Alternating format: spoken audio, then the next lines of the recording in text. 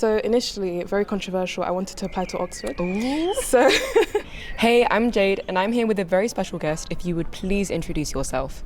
hi, my name is Perpetual. I'm a second-year medical student at Girton College. And whereabouts are you from? So I'm from Essex, in a borough called Thurrock, and I went to a state school from year 7 to year 13, so it was a good experience. Amazing. So can you tell us a bit about your first experience at Cambridge and what drew you to the university? Right, so initially, very controversial, I wanted to apply to Oxford. Ooh. So, so I applied for a Selwyn summer school experience, and I had to apply to that and write a bit of an essay for that. So we got to go to Selwyn and experience the lectures, and I saw how beautiful and quiet Cambridge was, and I knew that I had to say bye to Oxford and say yes to Cambridge. It was ethereal. Did you go to any open days at all? Thinking about it, I didn't. I had that experience and I just knew that Cambridge was the place for me. Perpetual, could you tell us one piece of advice you have for prospective students?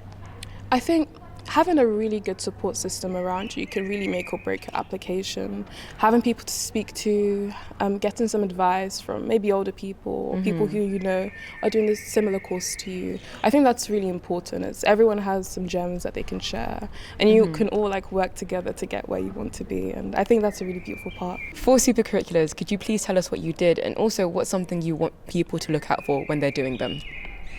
So, firstly, I read some books. My sixth form really encouraged us to read books.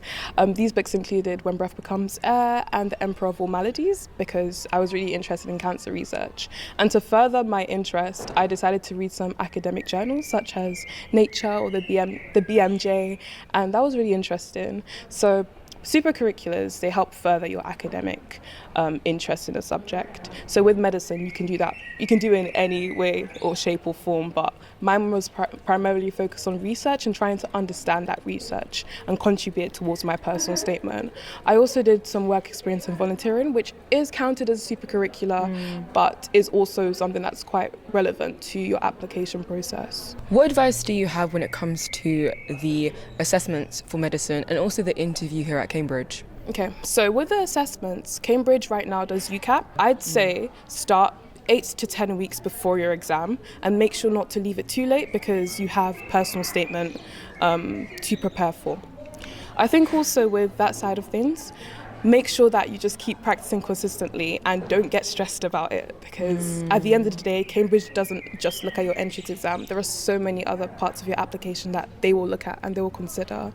I think for the interview as well, take a deep breath, just breathe, because the staff at Cambridge are amazing and they will make you feel as comfortable, and they just want to know you. They want to know how you think, how you work, and if you're a good fit.